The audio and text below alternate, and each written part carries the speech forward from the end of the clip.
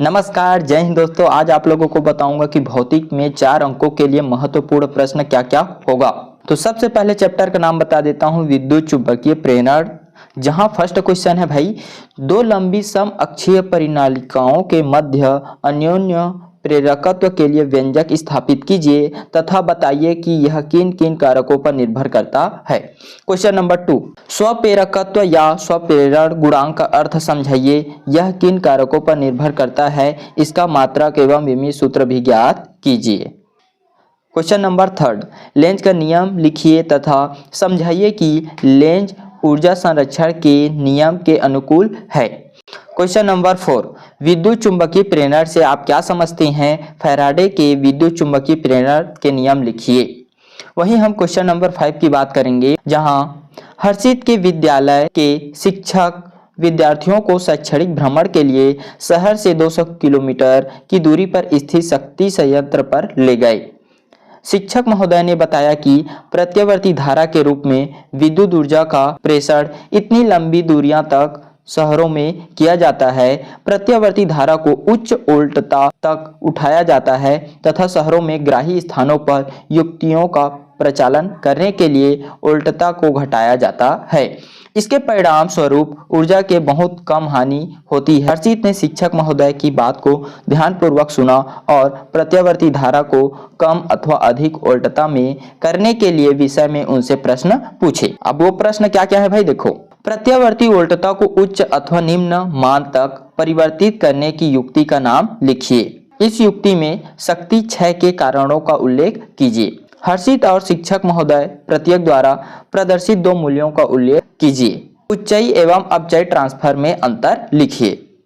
वहीं हम question number 6 की बात करेंगे, जहां लेंज का नियम हमें परिपथ में प्रेरित धारा की दिशा को बताता है। इस नियम के अनुसार प्रेरित विद्युत वाहक बल की दिशा सदैव चुंबकीय फ्लक्स में परिवर्तन का विरोध करता है, जिसके कारण वह स्वयं उत्पन्न हुआ है। इसका तात्पर्य यह है कि यदि चुंबकीय फ्लक्स में वृद्धि के कारण विद्युत वाहक बल प्रेरित होता है, अर्थात प्रेरित विद्युत वाहक बल की दिशा सदैव चुंबकीय फ्लक्स में वृद्धि का विरोध करेगी तथा इसका विपरीत भी सदैव सत्य होगा। उपरोक्त अनुच्छेद को पढ़कर निम्न प्रश्नों का उत्तर दीजिए। तो नीचे आपको क्वेश्चन दिया गया है, क्या क्या है क्वेश्चन। क्या लेंज का नियम ऊर्जा संरक्षण के नियम का पालन नहीं करता। प्रेरित धारा की दिशा को और किस नियम से ज्ञात कर सकते हैं। दैनिक जीवन में लेंज का नियम किस प्रकार उपयोगी है। वहीं हम क्वेश्चन नंबर 7 की बात करेंगे, जहां संजय के विद्यालय के शिक्षक कक्षा 12वीं के विद्यार्थियों को शैक्षणिक भ्रमण हेतु एनटीपीसी कोरबा ले गए। वर्तमान में कोयले और गैस से एनटीपीसी लिमिटेड द्वारा 43,128 मेगावाट की संस्थापित क्षमता के साथ विद्युत उत्पादन किया जाता है। एनटीपीसी लिमिटेड देश में सबसे बड़ी विद्युत कंपनी है। संजय ने उपकरण को देखकर शिक्षक से उपकरण के बारे में पूछा। शिक्षक ने बताया कि प्रत्यावर्ती धारा जनित्र एक ऐसा उपकरण है जो यांत्रिक ऊर्जा को प्रत्यावर्ती धारा में परिवर्तित कर देता है। संजय ने शिक्षक की बातों को ध्यानपूर्वक सुना और प्रत्यावर्ती धारा जनित्र के विषय में उनसे प्रश्न पूछे। तो प्रश्न क्या क्या है भाई। जनित्र किस सिद्धांत पर कार्य करता है। प्रत्यावर्ती धारा जनित्र मुख्य भागों का नाम लिखिए। संजय तथा शिक्षक महोदय प्रत्येक द्वारा प्रदर्शित दो मूल्यों का उल्लेख कीजिए। वहीं क्वेश्चन नंबर 8 की बात करेंगे, धीरज के विद्यालय के शिक्षक विद्यार्थियों को शैक्षणिक भ्रमण हेतु पावर प्लांट ले गए।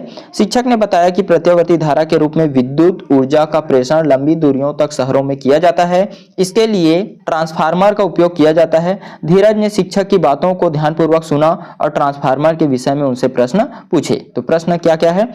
ट्रांसफार्मर किस सिद्धांत पर कार्य करता है। उच्चाई तथा अपचयी ट्रांसफार्मर में दो अंतर। धीरज तथा शिक्षक महोदय प्रत्येक द्वारा प्रदर्शित दो मूल्यों का उल्लेख कीजिए। वहीं हम क्वेश्चन नंबर 9 की बात करेंगे। यहाँ भी थ्योरी लिखा गया है और इनका प्रश्न जो है नीचे लिखा गया है, जिसमें आपको दोलन के बारे में पूछा गया है। तो इस क्वेश्चन को भी आप प्रॉपर देख लेंगे दोस्तों। वहीं हम क्वेश्चन नंबर 10 की बात करेंगे। यहाँ भी पहले थ्योरी लिखा है, नीचे उनका प्रश्न लिखा है जो प्रेरित विद्युत वाहक बल पर आधारित है। इन प्रश्नों को बिल्कुल आप तैयारी कीजिएगा। फिर हम नोट में देखेंगे डायनेमो क्या है, यह किस सिद्धांत पर काम करता है, साथ ही भंवर धारा को समझाइए। तो इस प्रश्न को भी आपको थ्योरी करके पूछ सकता है, तो बिल्कुल आप तैयारी कीजिए। वहीं हम नेक्स्ट चैप्टर की बात करेंगे, प्रत्यावर्ती धारा। यहां से आने वाले क्वेश्चन क्या क्या हैं, तो हम यहां से फर्स्ट क्वेश्चन की बात करेंगे। प्रत्यावर्ती आरसी परिपथ में प्रतिबाधा, धारा तथा विभवांतर के मध्य कालांतर एवं औसत व्यय ऊर्जा की दर के लिए व्यंजक ज्ञात कीजिए। नेक्स्ट क्वेश्चन, प्रत्यावर्ती एल आर परिपथ में याद कीजिए कि क्या क्या ज्ञात करना है। परिणामी वोल्टेज, परिपथ की प्रतिबाधा, कालांतर, औसत शक्ति व्यय। नेक्स्ट क्वेश्चन, एलसीआर परिपथ में प्रतिबाधा के लिए सूत्र व्युत्पन्न कीजिए। किसी स्थिति में बहने वाली धारा का मान अधिकतम होगा। नेक्स्ट क्वेश्चन, प्रत्यावर्ती एलसी परिपथ में निम्नलिखित ज्ञात कीजिए। परिणामी वोल्टेज, परिपथ की प्रतिबाधा, अनुनाद की आवृत्ति। क्वेश्चन नंबर 15, एसी परिपथ में शक्ति को परिभाषित कीजिए। एलसीआर परिपथ में प्रति चक्र व्यय हुई शक्ति के लिए व्यंजक व्युत्पन्न कीजिए। नेक्स्ट क्वेश्चन, विजय अपने घर में लगे प्रत्यावर्ती धारा विद्युत आपूर्ति मेंस किटकैट के फ्यूज तार को बदलने के लिए नंगे पैर चल रहा था। एकाएक वह चिल्लाते हुए फर्श पर गिर पड़ा। उसके पुत्र अमित ने चिल्लाहट सुनी और जूता पहनकर उस स्थान की ओर दौड़ लगाई। उसने लकड़ी का एक डंडा लिया और इसकी सहायता से मुख्य आपूर्ति को बंद किया। इस अनुच्छेद के आधार पर निम्न प्रश्नों का उत्तर दीजिए। प्रश्न क्या क्या है। भारत में मुख्य आपूर्ति वोल्टता और आवृत्ति क्या है।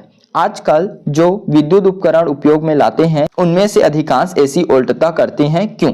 अमित ने किन मूल्यों का प्रदर्शन किया। नेक्स्ट क्वेश्चन, रजत अपने घर में लगे प्रत्यावर्ती धारा विद्युत आपूर्ति मेंस किटकैट के फ्यूज तार को बदलने के लिए नंगे पैर चल रहा था। एकाएक वह चिल्लाते हुए फर्श पर गिर पड़ा। उसके पुत्र राकेश ने चिल्लाहट सुनी और जूता पहनकर उस स्थान की ओर दौड़ लगाई। उसने लकड़ी का एक डंडा लिया और उसकी सहायता से मुख्य आपूर्ति को बंद किया। इस अनुच्छेद के आधार पर निम्नलिखित प्रश्नों का उत्तर दीजिए। घरेलू प्रत्यावर्ती का विभव का मान 220 वोल्ट होता है। इसका अधिकतम मान क्या होगा।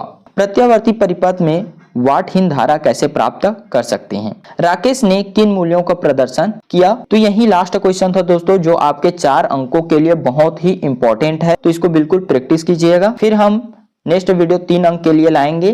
तो चैनल को बिल्कुल सब्सक्राइब कीजिएगा, वीडियो को लाइक कीजिएगा और अपने दोस्तों को शेयर कीजिएगा। फिर मिलेंगे नेक्स्ट वीडियो में। नमस्कार, जय हिंद।